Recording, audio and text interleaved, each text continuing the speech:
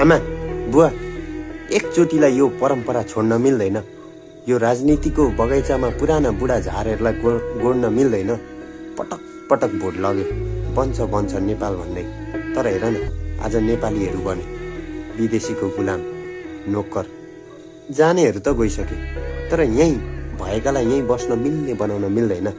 आमा बुवा, यसपटक भोट हेर्न मिल्दैन।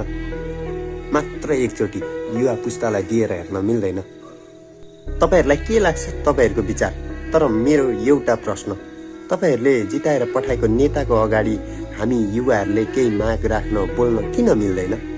बोल्न मिल्थ्यो भने यदि हिजो बोल्न गएका मेरा साथीहरूलाई किन कहिल्यै नबोल्ने बनाइदिए?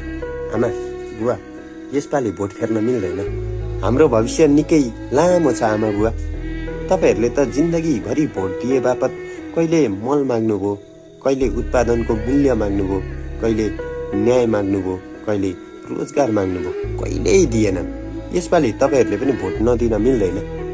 यसपालि भोट हामी माग्छौँ, युवालाई दिनु।